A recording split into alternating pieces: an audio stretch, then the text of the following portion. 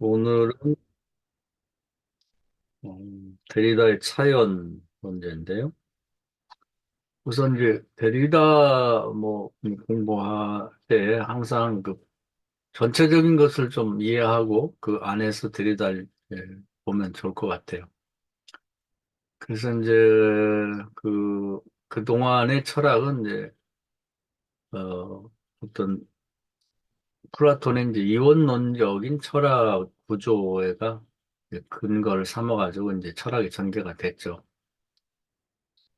근데 우리 들레즈 때 이제 니체 부분을 공부할 때 니체가 한 얘기가 있죠. 뭐냐면 좀 뭔가 이렇게 굴레를 씌우지 마라. 인간에게 내버려 둬도 뭐 예를 들면 뭐 광야에 무슨 물소떼라든지 무슨 뭐 영양이라든지 이런 양들이 뭐그 들어있는 양들이 무리를 지어 다닐 때 내버려 둬도 쟤네들끼리 뭐 필요하면 또 그룹을 이루고 또 나름대로 뭐 우두머리를 뽑아가지고 잘 이게 자생을 하거든요.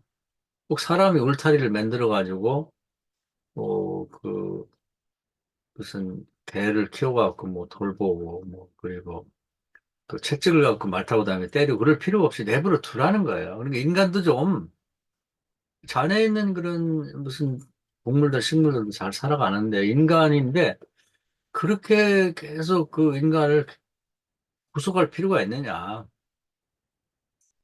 그래서 이제 뭐 예를 들면 말을 붙잡고 물었다는 거예요. 말을 야생마 같은 내버려 두면 저렇게 뛰어다니면서 자유롭게 놀 텐데 붙잡아다가 막 길을 들인다고 두드려 패고 그리고 뭐 이 재개를 물리고 그리고 또 이제 마차를 끌게 하고 뭐 이렇게 만들 필요가 있느냐. 그러면서 이제 네 신세나 내 신세나 똑같다. 인간의 신세나. 그러면서 이제 말을 붙들고 울었다는 거 아니에요? 자유롭게 좀 이 모든 굴레를 버리고 저 들판으로 나가서 마음껏 뛰어다니려고 살아라. 이제 이런 것처럼. 인간도 그렇게 살 수 없을까? 그래서 이제 그 인간을 구속하는 거 예를 들면 이제 천주교 같은 경우 인간이 태어나서 죽을 때까지 요람에서 무덤까지 다 그냥 뭔가 법을 만들어 갖고 굴레를 씌워 갖고 거기서 벗어나면 괴롭히고 죽이고 막 이렇게 왜 그렇게 하냐 이 말이죠. 그래서 계약과 법과 제도에 따라서 인간을 완전히 굴레 세워가고 숨도 못 쉬게 만드는. 그래서 말 안 들으면 이제 뭐 모든 과정에서 이제 심지어는 화형도 시키고 단두대 목을 잘라 죽이고. 왜 그렇게 내버 두라는 거죠. 내버 두어도 어린아이를 봐라. 운동장에 풀어놓으면 잘 놀잖아. 공 하나 뭐 공도 없어도 좋아요. 뭐 하다못해 무슨 돌 하나를 종에 주워다가 발로 차면서 놀기도 하고 여자애들은 무슨 사금파리 같은 거 하나 갖고 뭐 이렇게 손가락 튕겨가면서 땅 따먹기도 하고 잘 논다고. 그 내버려 두면 안 되냐, 좀, 제발 좀. 그게 이제 니체가 인간에게 하고 싶은 얘기였단 말이에요. 그 이제 천주교를 벗어나면서 인간들이 하고 싶던 얘기가 그 인간의 자유를 줘라, 제발. 그런데 이제 그 안타깝게도 이제 천주교가 이렇게 에, 인간을 이제 뭐 본의 아니게 뭐 자기들은 풀어주고 싶지 않지만 자유를 찾아서 나오고 나니까 이제 그 또 생각지도 않게 공산당이 들어서면서 이제 천주교 했던 것보다 더 강제로 이제 인간을 굴레를 씌웠던 거죠. 그러니까 이게 뭐냐? 그리고 또 무슨 그 프로이드 심리학 같은 게 또 인간의 굴레를 씌워가지고 숨도 못 쉬게 만드는. 왜 그러냐? 제발 좀 그렇게 하지 마라. 이제 이게 말하자면 인간이 그런 어떤 굴레와 구속에서 벗어나고 싶어하는 그러한 이제 현대에 오면서 인간이 바람 중에 가장 큰 거죠. 그래서 결국 이제 그런 큰 틀에서는 자유를 얻었어요. 근데 문제는 그래서 뭐 어떤 중세 기독교라든지 또는 뭐 그 플라톤의 이원론적 구조에서 자유를 얻었는데 그냥 자유롭게만 돼 있다 보니까 이제 이게 너무 무질서해 보이고 대책이 없는 거. 그러면 어떡하지, 이게? 모든 걸 그냥 뭐 어린아이처럼 이렇게 풀어놓고 무슨 야생마처럼 풀어온다고 될 문제는 아니고. 그래서 가만히 들여다 보니까 그래도 세상이 돌아간단 말이에요, 이렇게. 질서 있게 돌아가는 게 이유를 가만히 찾아보니까 그 구조가 있더라는 거예요, 구조. 그러니까 뭐 사람이 모여서 합의를 해갖고 뭐 법과 제도와 뭐 이런 걸 만든 것도 아니고 뭐 신이 개입해갖고 만든 것도 아닌데 자연스럽게 생겨진 구조가 있더라. 그런 의미에서 이제 이 역사의 어떤 주인공이라 할까 주체가 신과 인간이 아니고 뭐 그런 걸 주도적으로 할 수 없으니까요. 그러니까 이제 신과 인간이 주체라는 입장에서 죽었다. 필요가 별로 없는 그런 존재가 됐고 그래서 이제 이 세상을 이끌어가고 이렇게 그나마 질서를 유지하고 가게 되는 건 자연 발생적인 구조 때문이다. 근데 구조라고 하는 걸 발견했는데 그건 우리가 여러 차례 봤듯이 소실이라고 하는 사람이 이제 그 언어학을 강의할 때 이제 그걸 얘기를 했죠. 근데 그것이 이제 철학으로 이렇게 사용될 줄은 몰랐어요. 근데 모든 종족에게는 언어가 있더라. 요즘 막 한글 때문에 아주 난리인데 자연 발생적으로 이제 언어가 생겼다. 근데 이제 한글은 좀 독특해요. 이 사람들이 일반적인 언어하고 다르게 세종대왕이 개인이 만든 거니까. 근데 그렇게 만들어진 게 아니고 일반적인 언어를 얘기할 때, 그래서 일반 언어학 강의입니다. 특정한 게 아니에요. 모든 언어를 자연 발생적으로 봤을 때, 모든 종족에는 희한하게도 언어가 있더라. 근데 누가 뭐 이렇게 모여가지고 이렇게 언어를 만들자고 한 것도 아니고, 또 신이 나타나서 뭐 너네는 이런 언어를 쓰라고 말한 것도 아닌데 언어가 있더라. 근데 그 언어를 보니까 기표가 기로 돼 있더라. 그러니까 뭐, 어, 무슨 의자다 그러면 의자라는 말이 있고 거기에 대한 그 의자에 대한 의미가 들어있는 걸 이렇게 그렇게 구조가 돼 있더라. 근데 이렇게 만들어진 구조 속에 태어난 그 종족들은 태어나면 그 언어를 꼭 배워야 돼요. 그 언어를 안 배우면 거기서 살 수가 없는 거죠. 그렇게 신기한 그런 게 있단 말이죠. 그래서 언어만 그런 거 이렇게 보니까 그게 아니고 모든 인류의 그런 모든 종족과 관계없이 집안에도 그런 구조가 있더라. 그래서 할아버지, 할머니, 엄마, 아빠, 뭐 아들, 며느리, 손자 이런 식으로 돼 있고 거기에 대한 용어가 딱 정해져 있는데 거기서 태어난 사람은 그런 구조 속에 살아야 되고 그 언어를 배워서 사는 거죠. 어, 할머니 보고 엄마라고 한다든지 또 아버지 보고 뭐 손자라고 하든지 그렇게 할 수가 없는 거죠. 그런 구조가 누가 만들었는지 모르는데 인류학 속에 있더라. 근데 그 원시에 가까운 종족도 있고 또 문화가 뭐 제일 발달한 유럽 사람들에게도 있더라 이 말이죠. 그걸 또 다른 데 들여다보니까 경제에도 있고 심리학에도 있더라. 다 있는 거예요. 그래서 인간이라고 하는 건 자연 발생적으로 만드는 구조를 옮겨다니는 게 인생이다. 그러니까 우리도 보면 가정이라는 구조 속에 들어와서 아무것도 바꾸지 못하고 이런 구조에 태어나서 그 언어를 배우고 그 구조 속에 사는 거죠. 그럼 이 목사가 된다는 것도 그렇게 구조적으로 보면 당연한 거, 뭐 간단한데 이제 우리는 감리교 목사니까 감리교라고 하는 구조가 형성이 된 거예요. 근데 이제 지금의 형태는 자연 발생적으로 생긴 거죠. 이렇게 뭐 웨슬리가 시작했다면 그 전으로 가면 개신교라는 게 뭐 또 종교라는 기독교라는 게 그래서 이제 그런 구조화된 곳에 우리가 이제 뭐 신학교를 통해 들어가 가지고 이제 그 구조 속에 사는 거죠. 거기서 목회도 하고 뭐 그래서 교회도 가면 뭐 목사도 있고 장로도 있고 권사 이렇게 집사 뭐 다 있잖아요. 그걸 내가 바꿀 수가 없는 거지. 그 속에 들어가서 가정이라는 구조 속에서 교회라는 구조로 옮겨가서 왔다 갔다 하는 게 이제 목사죠. 그게 목사의 인생이고. 근데 목사가 이제 또 다른 걸 좀 하고 싶어.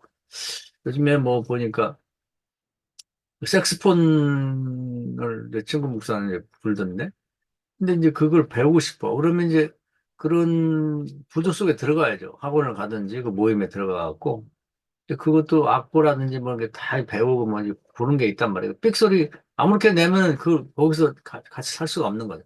근데 누가 그걸 색스폰을 만들었는지 모르고 색스폰을 작곡하고 작사하고 뭐 이런 것들이 이미 구조화된 데 들어가서 짜맞춰 들어가서 거기서 그걸 배우고 거기서 사는 거죠. 그럼 내 친구 나하고 다른 인생을 사는데 가정이라는 구조가 있고 교회라는 구조가 있고 또 하나의 구조인 색소폰 부는 모임 전체를 보면 크고 조그만 애도 이제 다 프랙탈이라고 하죠. 큰 건 큰 대로 작은 건 작은 대로 그 구조가 있단 말이에요. 그 속에 들어가서 그렇게 하는 거고 또 더 바지런한 사람은 아유 나이 먹었어 운동해야지 탁구를 배워야겠다. 그럼 탁구라는 모임 구조 속에 들어가는 거죠. 그럼 거기 룰도 있고 뭐 그 테이블도 있고 뭐 공도 있고 라켓도 있는데 다 정해져 있단 말이에요. 뭐 나는 뭐 탁구 라켓을 쓰지 않고 뭐 테니스 라켓 쓰겠다. 안 된단 말이에요. 그 인생을 그런 구조로 보니까 딱 맞아 떨어지는 거지. 다 설명이 돼. 그래서 결국 인간에는 구조, 어떤 구조 속에 태어나서 구조로 저쪽 구조로 갔다 이쪽 구조로 갔다 이렇게 해서 그래서 살다가 구조 안에서 죽는 거지. 아무것도 바꿀 수 없다는 의미에서 그냥 구조에 매여서 사는 거예요. 그래서 이제 인생을 또 그렇게 설명이 되는 거지. 그러니까 뭐 과거에는 뭐 하나님 없으면 안 되는 줄 알았고 뭐, 그, 플라톤의 이원론적 구조를 딱 갖다 놓고 거기다가 짜 맞춰야만 되는 줄 알았는데, 하나님이라는 그 존재를 걷어내고, 플라톤의 이원론적 걷어내고, 가만히 들여다보니까 그 밑바닥에 구조가 있는 거예요. 그 인생이라는 구조에서 또 구조로 다니면서, 그 다양성을 가진 그런 사람이라면 이제 더 많은 구조를 돌아다니는 거지, 바쁘게. 그 집에만 콕 박혀가지고 그냥 아무것도 안 하고 있는 사람은 그런 사람은 또 단순한 구조 속에 사는 거고, 또 어떤 사람은 가정도 잘 안 돌보고, 교회 가서만 사는 사람이 있어요. 이 교회라는 구조에 더 많은 시간과 에너지를 쏟으며 사는 거지. 그 뭐가 좋다 나쁘다 말할 수 없는 거. 그런 식으로 돼 있더라, 이 말이에요. 그 옛날에 이 세상을 바라보는 거하고는 완전히 다른 세상이 된 거죠. 그래서 이제 지금은 이제 구조주의 시대다. 그러니까 그 서양 철학이 무너지고 이원론이 무너지고 형이상이 무너진 다음에는 인간이 열심히 연구해서 발견한 게 구조라는 것이 있고 인간은 구조 속에 살다 구조 속에 죽는다. 이렇게 인간을 설명하게 된 거예요. 그 구조로 바라보니까 다 있어.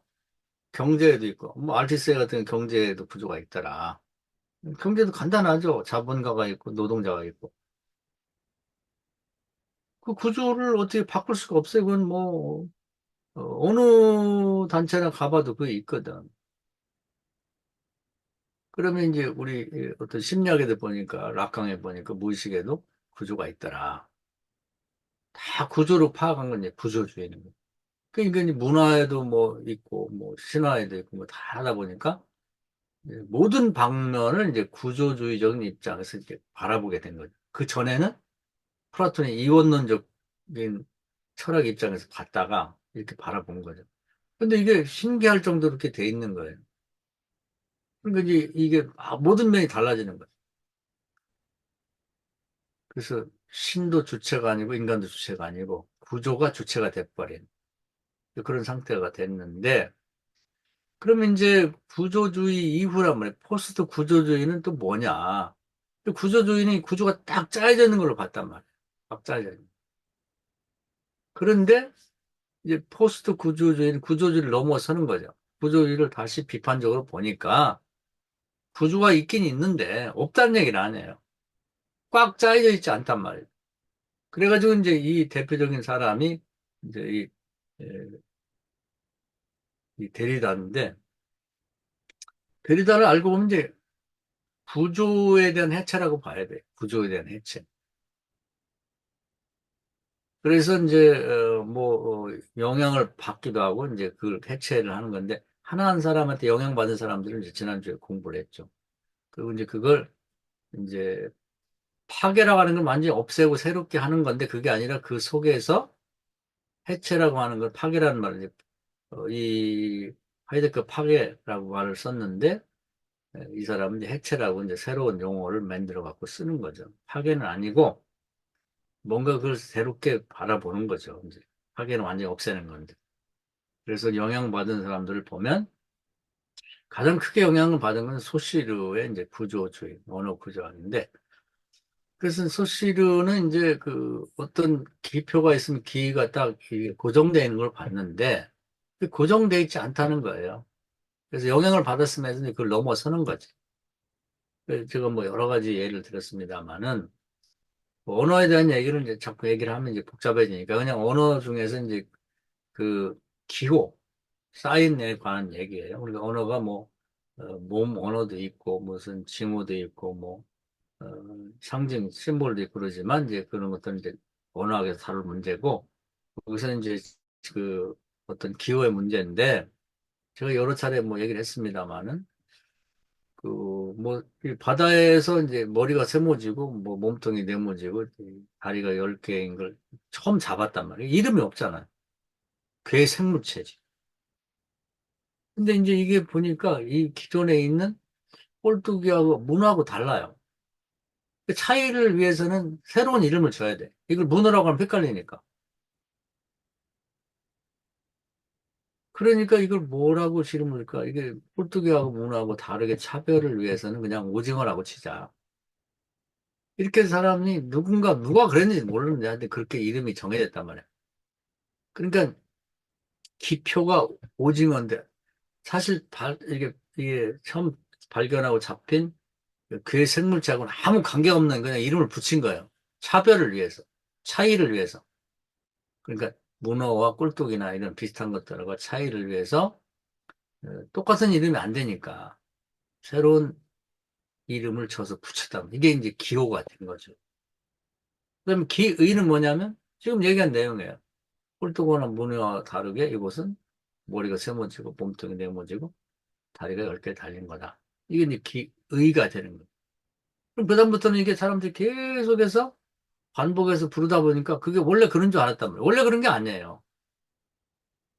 우리 지난번에 로랑 바르트의 그 신화 문제를 얘기할 때 되게 많이 얘기했죠. 이제 보편적으로 많은 사람들이 또 이제 뭐 통시적으로 계속해서 시대를 흐르면서 또 여러 나라에서 많은 사람들이 계속 얘기를 하다 보면 신화가 진짜로 알아, 사람들이. 그렇게 되는 것처럼, 그래서 이제 이런 신화라는 얘기도 그렇게 되는 것처럼 이 단어라는 것이 그렇게 탄생을 했다. 그래서 이제 우리가 쓰는 그 용어, 단어 중에 이제 거의 대부분이 이런 식으로 만들어졌고, 이제 그것이 이제 구조화 되다 보니까 이런 언어를 사용하는 곳에 태어난 사람들은 이렇게 계속 반복해서 사용하다 보니까 이게 그냥 원래 그렇게 됐나 보다. 그렇게 인식하고 있을 뿐이지. 추적해 보면 그런 식으로 언어가 만들어졌다는 거죠.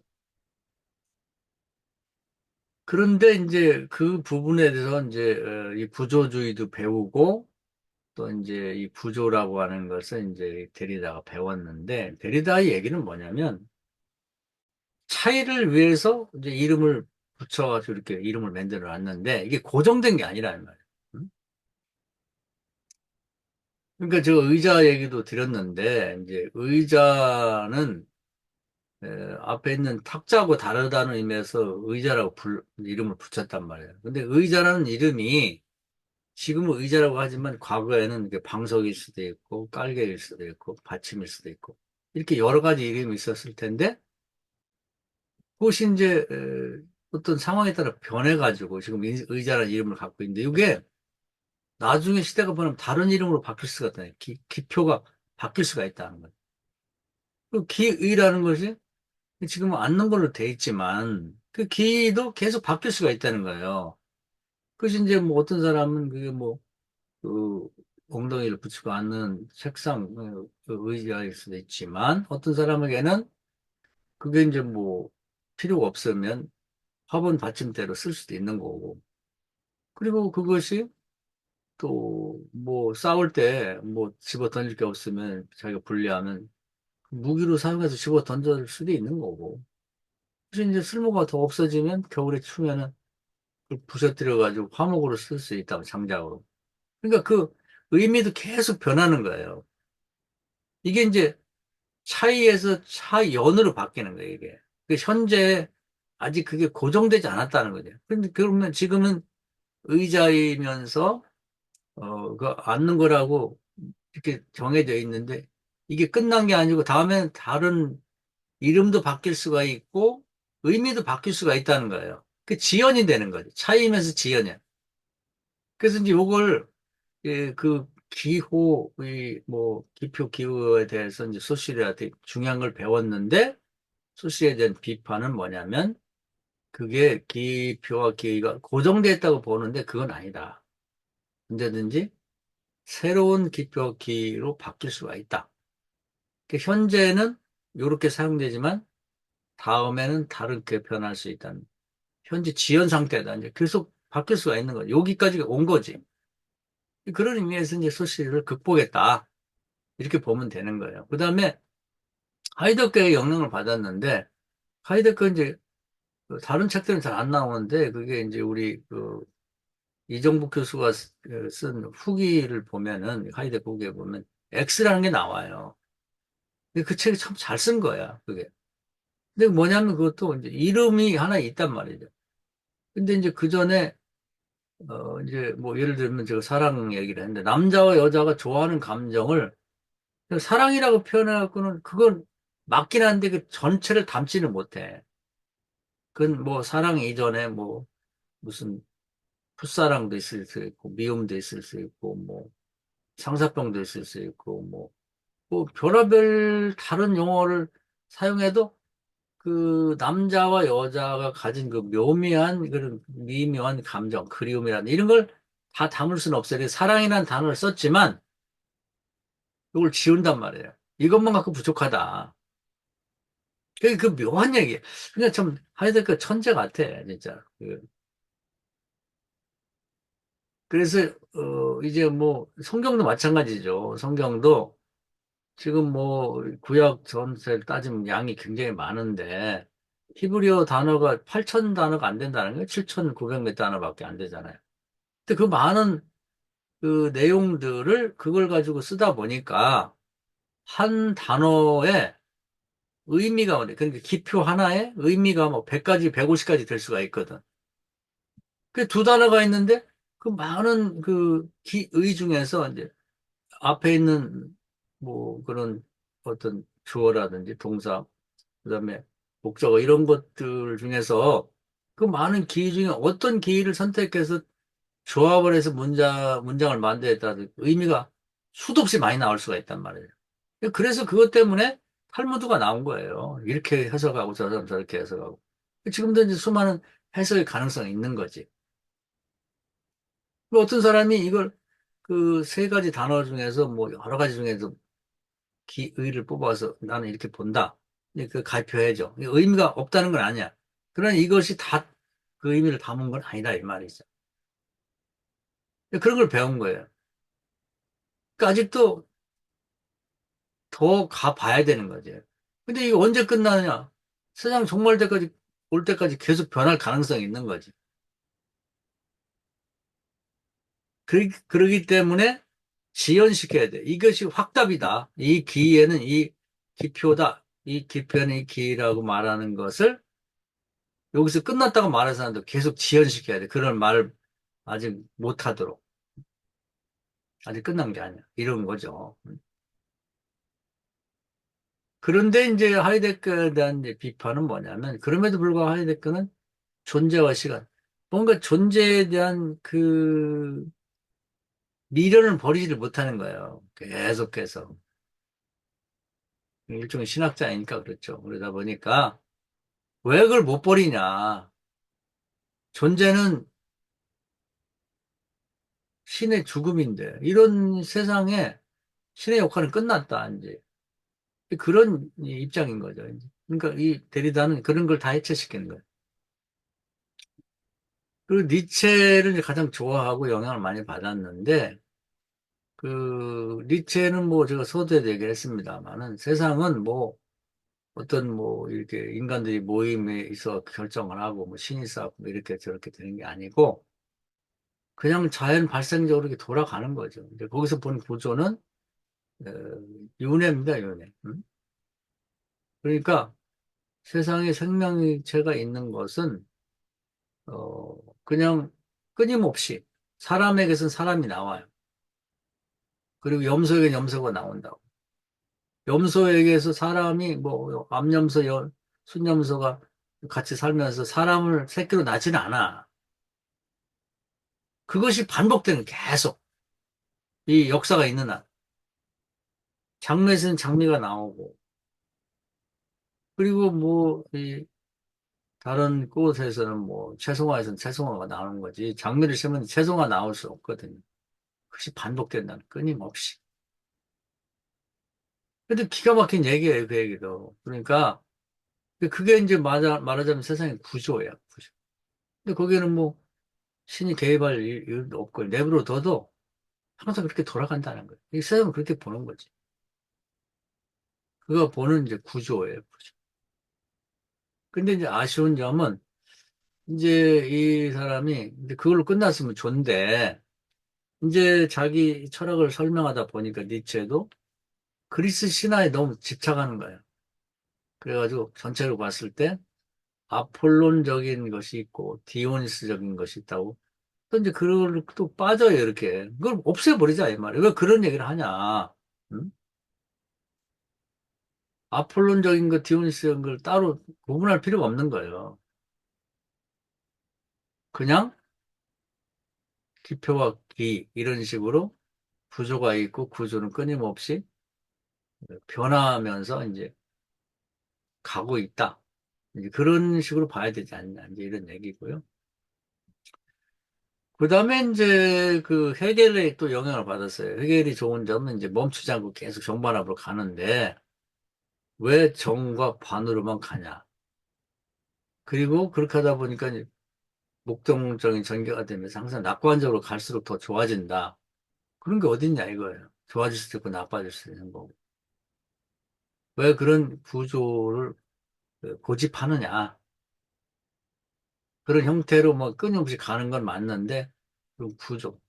그래서 이제 구조에 갇혀 있는 거. 그러니까 뭐 헤겔은 정반합이라는 구조고 그다음에 또 니체 같은 경우는 뭔가 아폴론적이고 디온적인 거라는 그런 고정된 구조.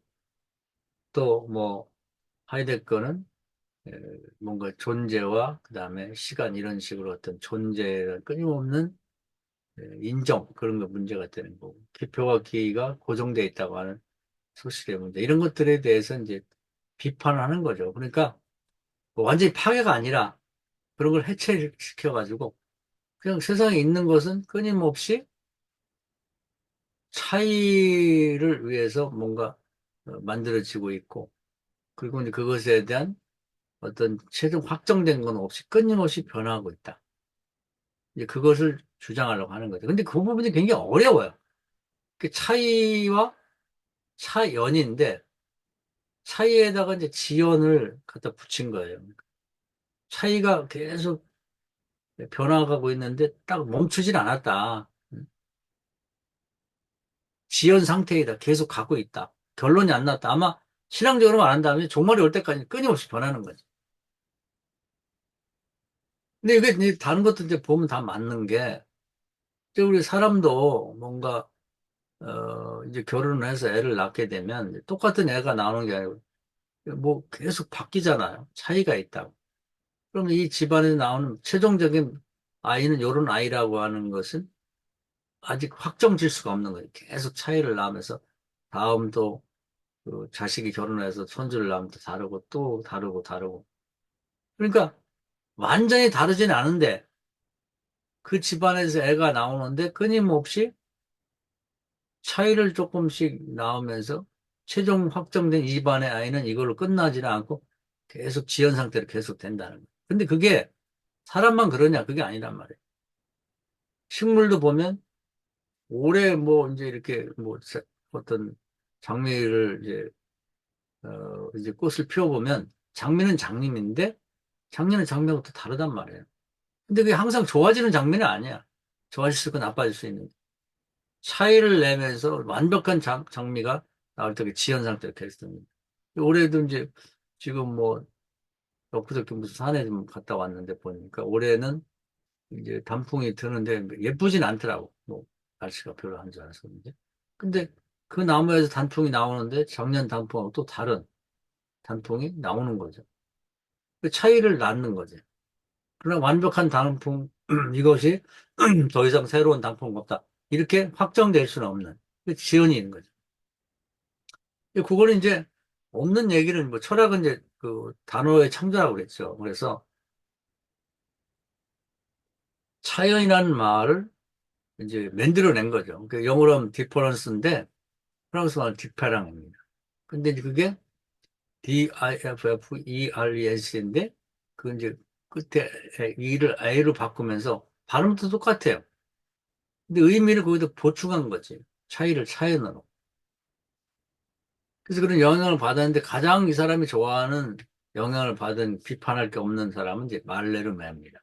그 시인인데 그 시인들이 가장 존경하는 그런 이제 에, 시인이 말레르메인데 이 사람은 그 시를 쓸 때 어떤 구체적인 내용을 쓰기보다는 이제 그 푸코를 지난번에 설명했는데 그러면 그 언어학을 보면 이제 좀 이해가 쉽죠.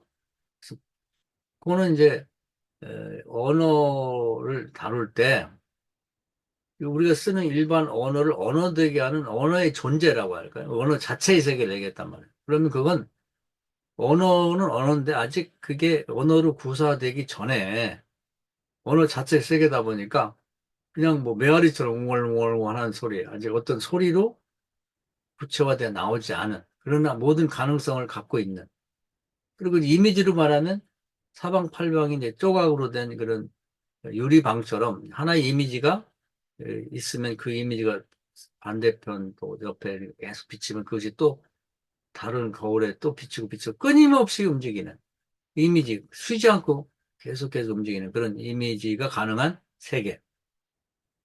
그런 바탕의 세계. 이제 그걸 가지고 그 부분을 이렇게 이제 드러내서 글을 쓴 사람들이 있잖아요. 우리 지난번에 푸코 때도 공부를 했었는데 시를 쓸 때 그걸 쓰는 거지. 그것이 구체화돼서 어떤 뭐 남자, 여자, 사랑, 뭐 어떤 싸움, 뭐 이런 전쟁 이런 게 아니라 그 가능하게 세계를 드러내 보여주겠다. 그게 차연이 그런 것이라는 것. 그 이제 그 칸트 얘기는 칸트에도 이제 판단의 관에 보면 이제 미학이 나오는데 그냥 우리가 이제 구체적으로 이렇게 드러난 그런 아름다운 뭐 그런 사물이 나왔던 색이나 그림이 아니라 그걸 가능하게 하는 그런 미적 세계, 미의 존재의 세계. 이런 걸 좀 뭐 우리가 다른 말로 표현하면 순곰이라 순곰이. 그러니까 뭐 요즘에 이제 그 중국에 뭐 공장이 문을 많이 닫아서 이제 파란 하늘 볼 수 너무 좋은데 가을 안에 구름 한 점 없는 파란 하늘 표현할 수가 없는 거예요. 좋다 이거죠. 순수한 백색. 제가 우리 조선시대 백자 다랑아리 지난번 한번 얘기 드렸는데 이게요. 그 놀라운 게 뭐냐면 요즘에 뭐 이렇게 시중에 나온 하얀색 그릇들이 이제 그냥 놔두면 똑같아 보이는데 이제 다랑아리 옆에다 갖다 놓으면 조금 시간이 지나면 다랑아리는 더 순수한 백색으로 드러나고 그 나머지 그런 기가 죽어서 그런 것처럼 마치 그냥 더러운 색의 흰색이라고 하는 거 천박한. 그래서 우리나라 이게 조선 백자가 정말 전 세계에 없는 보물 중에 보물입니다. 그런 것처럼 이제 순고미가 있다는 거예요, 순고미. 그래서 이제 칸트 인식론에 보면은 이제 뭐 감성이 있고 오성에 뭐 있고 그다음에 판단력, 이성이 있는데 그 오성에 뭐 양질, 관계, 양상, 수 뭐 이런 식으로 있듯이 이제 우리 미에도 모든 인간들의 공통 감각이 있다. 공통 미적 감각이 있단 말이에요. 그러니까 그것이 있으니까 인식에서도 딱 보면 아, 나무를 보고 똑같이 나무라고 인식하는 것처럼 아름다운 걸 보면 똑같이 아름답다고 한단 말이에요. 왜냐하면 모든 사람의 공통 감각이 공감각이라고 하는 미적 감각이 있기 때문에 그런 거예요. 인식이 가능하듯이 미에 대해 느끼는 감각이 있다. 기가 막힌 얘기를 한 거지. 그러니까 이제 자기도 이 인식, 이성의 인식을 한 가지 이제 프로세스를 이제 확정해 놓고 나서 이제 그걸 인용하는 거죠. 다른 영역에도. 그런데 그 인식의 공통의 미적 감각을 초월하는 게 있단 말이에요. 인식에서는 말하자면 물 자체의 세계인 것처럼, 있는 건 있는데 인식할 수 없는 것처럼 미에도 아름답긴 아름답는데 모든 인간이 갖고 있는 공통의 미적 감각으로 파악할 수 없는 아름다움이 있단 말이에요. 순금이. 아, 이거 멋있잖아요. 음? 그런 것처럼 시에서도 이제 그런 게 있다는 거예요. 그걸 나타내려고 하니까 그러니까 보통 사람들이 뭐야 이게 뭔 얘기야 이제 이렇게 될 수 있는 거죠. 그러면서 이제 그 양반이 이제 하는 얘기 다른 얘기 이제 그과 관련해서 얘기를 들어보면 이 문장의 언어에 이게 굉장히 오류가 많다는 거예요. 예를 들면 어 동원에 사람이 있다 이렇게 쓰면은 우리가 별 문제 없이 그냥 그게 뭐 별 문제 없는 것 같은데 이게 엄청난 문제가 있는 거예요. 공원이 무슨 공원이야? 놀이공원이야? 아니면 뒷동산 안의 공원이야? 설명이 없잖아요. 사람인데 남자요, 여자요, 애기요, 뭐 노인네요. 그런 수도 없이 많은 내용들이 포함하고 있는데 밑도 끝도 없이 공원에 사람이 있다. 그러면 그때 그 시간이 밤이에요, 낮이에요, 새벽이에요. 바람이 불고 있어? 나무가 주변에 있나? 호수 옆에야? 도대체가 말로 다 할 수 없는 어마어마한 전체가 있는데 이 문장 하나로 나머지를 다 은폐했다는 거예요. 야, 이거 굉장히 중요한 얘기를 하는 거예요.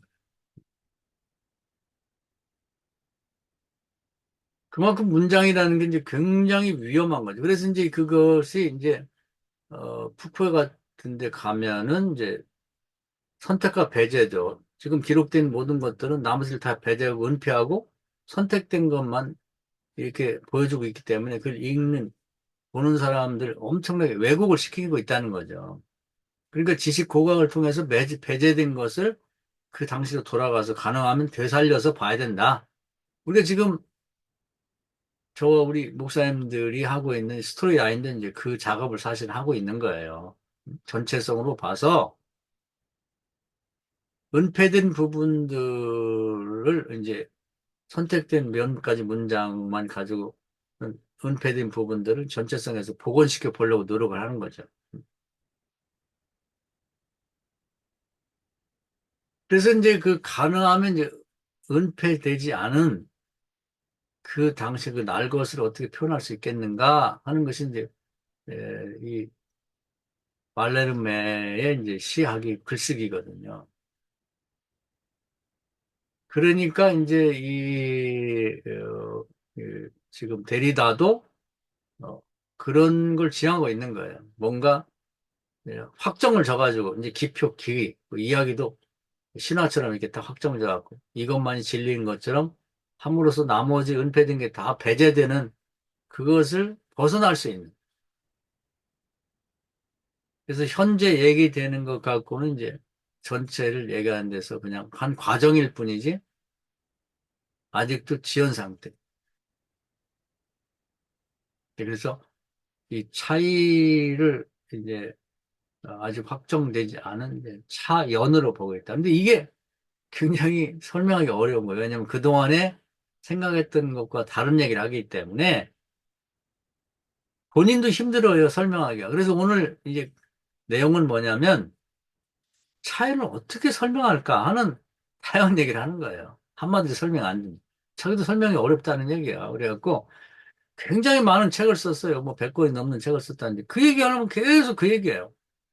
이 분야 저 분야를 갖다 들여도 되면서 이게 차이니다 이게 차이니다. 뭐 그 어려운 거죠. 그러니까 하이데거에서는 뭐 다른 얘기보다는 존재와 시간이 제일 어려운 거죠.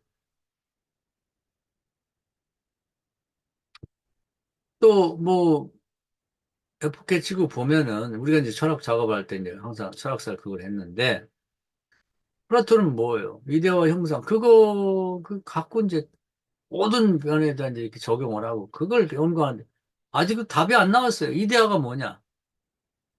그래서 지멋대로 사용하는 거지. 기독교에서는 중세 이데아가 하나님이다. 하이데크는 존재다. 뭐 이런 식으로 하는 얘기 아니에요? 아직은 답이 없어요. 그처럼 여기 차이는 과연 뭐냐? 설명이 어려운 거지.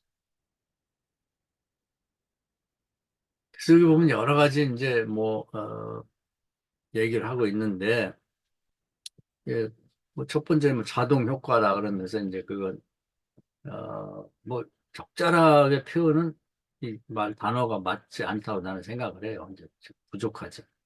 그래서 칸트의 형용이상학들의 문제 이런 책을 이제 하이데거가 썼는데 그 속에서 이 형용이상학을 이제 어떻게 다루고 있냐면 칸트가 그 얘기를 하면서 하이데거가 한 얘기죠. 뭐냐면 형용이상학이라는 게 도대체 뭐냐? 근데 이제 이 형용이상학이 이제 그냥 하늘에 떠 있으면 안 되잖아요. 시간 순수한 시간 속에 시간이 가고 있는데 그 속에 인간이 가진 상상력이 선험적인 것을 이제 생각해내는 거예요. 그 누가 시킨 게 아니지 자연적으로. 근데 그건 또 어디서 왔냐면 헛설의 순수 의식입니다. 순수 의식인데 가만히 있어도 지향성을 대상에 대한 지향성을 갖고 계속 뭘 생각해. 그리고 자기 전에 뭐 개가집을 12개 지었다 부셨다 하는 것처럼 그 상상력이 그 순수한 시간 흘러가는 시간 속에서 그런 선험적인 걸 자꾸 생각한단 말이에요. 이게 이제 어, 여기서는 이제 데리다는 뭐라고 하냐면 자동 효과라고 하는 거예요. 외부의 어떤 자극 없이도 순수 의식이 계속해서 뭔가를 생각해내는 거지. 근데 그건 경험하고 관계없는 거예요. 경험을 안 해본 것도 있고, 뭐, 미래 상상인 것도 있고, 근데 실제 경험과 관계없이 상상력이 계속해서 자동적으로 이제 그런 걸 생각해내는데, 사연이라고 하는 것이 이제 그런 것과 유사하다.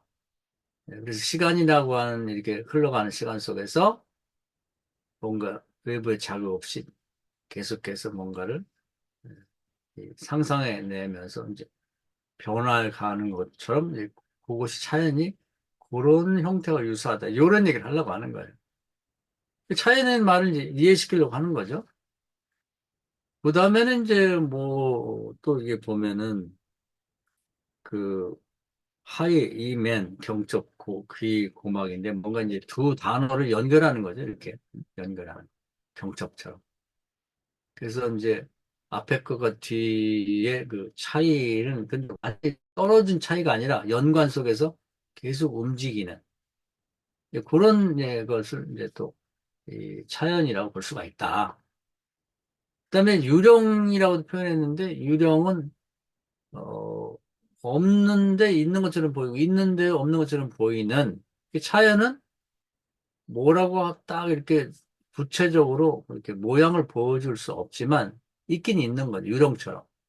그런 것이 차이다 이런 얘기죠. 근데 폭력이라는 말도 쓰는데 폭력이라는 것은 이제 자연이 그 모든 뭐 생물들 뭐 사람이든 뭐 꽃이든 뭐 무슨 동물이든 이런 것들을 끊임없이 차이 이렇게 이 차이를 만들어 갈 수 있도록 이제 강제하듯이 가만히 있을 수는 없어요. 계속해서 움직여 가도록 만든다. 거의 폭력적으로. 뭐 멈출 수가 없는 거죠. 생물이라고 하는. 근데 생물뿐 아니라 사실 따지면 무생물도 이렇게 보면은 멈출 수가 없는 거죠. 예를 들면 나무가 뭐 목재가 있다 그러면 목재 가만히 있는 게 아니거든요. 아까의 목재하고 지금 목재는 그 내부를 깊이 들여다보면 좀 달라져 있거든요. 더 썩었다든지 뭐. 하여튼 그 변화가 있거든요. 이런 식으로 세상의 모든 만사만물을 계속해서 움직인다. 움직이게 만드는 거. 움직일 수밖에 없는 게 폭력적이라고 표현하는 거죠. 그 다음에 이제 뭐 프랑스 말 중에 뭐 그람무라든지 앙탐무라든지 뭐 이종세스라는 그런 게 있는데 그람무라고 하는 건 이제 각자가 이제 뭐 그게 에큐르티를 이야기하는데 각자 뭐 생물이면 동물이든 뭐 사람이든 그 나름대로의 어떤 특성을 갖고 계속해서 이렇게 움직이고 있다. 변화되고 있다. 이 얘기고 앙탐무라고 하는 것은 이제 동지로 하듯이 그러니까 그 변화는 되고 있는데 그 질적 자체가 질이 달라지는 건 아니에요. 변화를 계속 할 뿐이에요. 동질성은 유지한다. 그런 얘기고. 그다음에 이제 이중 세앙스라는 말은 어, 그게 앞과 뒤가 동질적이면서 다른 거죠. 그러니까 그 이 하이데거도 보면 동일성과 차이성이 있잖아요. 그러니까 그런 얘기를 하는 거예요. 그래서 예를 들면은 존재도 뭐 이제 요한복음 1장 1절에 보면 말씀이 곧 하나님이라고 했을 때 하나님하고 말씀이 같아요. 동질이긴 한데 그러면 성경에 나오는 말씀 전체가 하나님 전체냐? 그건 아니라는 거죠. 그건 차이성이죠. 그래서 그런 의미에서 존재는 SEIN을 쓰고 그다음에 이제 말씀 같은 그런 존재는 SEYN을 쓰면서 그 동일성과 차이성을 그 언어를 갖고 이렇게 구별해내죠. 이제 그런 것처럼 이중적이다. 이제 이런 얘기를 하고 있고요. 그다음에 백색의 공이라고 하는 건 그런데 자연 그 자체는 뭔가 이렇게 끊임없이 움직여 만드는 그런 것인데 그 자체로서는 텅 비어 있단 말이에요. 근데 그 속에 들어가면 모든 그런 이제 것들이 다 이제 끊임없이 이동하고 차이를 내면서 움직이고 있다. 그런 의미를 얘기하는 거예요. 그러니까 이거 말고도 굉장히 많아요. 이 사연이라는 걸 설명하기가 어려우니까 이 말 저 말 하면서 이제 그걸 설명하고 있다 이렇게 보면 되겠습니다. 그래서 이제 그 다음에 얘기는 뭐 차이와 차이언이 뭐냐. 이제 그 얘기 계속 한 얘기인데 차이는 그러니까 이제 여기 보면 용어가 이제 두 가지예요. 달을 이자를 써서 차이가 있고 그러니까 그건 뭐냐면 이 의자와 그리고 탁자는 다른 거죠. 이걸 차이라고 그래요. 이건 달을 이자를 써서. 근데 또 똑같은 차이인데 옮기다는 이자를 써요. 그러니까 계속 차이를 내면서 움직여 가는 것은 이제 그런 차이를 쓰고 차이라는 건 뭐냐면 그런 차이를 내면서 이제 최종적인 결정은 아직 미뤄지고 있다. 그걸 차이언이라고 그럽니다. 그러니까 이제 그 하이데거를 말하면 X를 치는 거죠. 남녀 간에 그런 좋아하는 걸 갖다가 사랑이라고 표현을 해도 틀린 건 아니야. 그럼 그걸 다 담을 수 없고 나머지는 은폐되기 때문에 요걸 맞는데 요렇게만 표현해서는 안 돼. X. 또 다른 걸로 표현하는 거죠. 뭐 연정이다 그러면 그것도 쓰고 X예요. 그 틀린 얘기는 아닌데 다 담아내지는 못한다. 그럼 언제까지 그걸 그렇게 할 거냐? 그건 끝이 없는 거죠. 이런 걸 차연이다. 계속 지연 상태다. 이렇게 보면 되겠습니다. 그래서 이제 이 데리다의 핵심은 차이, 다르다는 차이하고, 이제 계속 움직이다는 차이하고, 차이언의 이 세 가지 단어만 알면 데리다에 대해서 알게 되는데, 이게 굉장히, 어, 일코라고 감을 잡으면 쉬운데, 그 다음에는 이제 나머지는 거기다가 이제 대입시켜서 이해하면 되는데, 그것이 어렵다. 그래서 차연이라고 하는 것이 마치 무슨 이렇게 통처럼 어떤 이제 구조주에서 말하는 구조 같은 그런 부분이 있다는 거예요, 이게.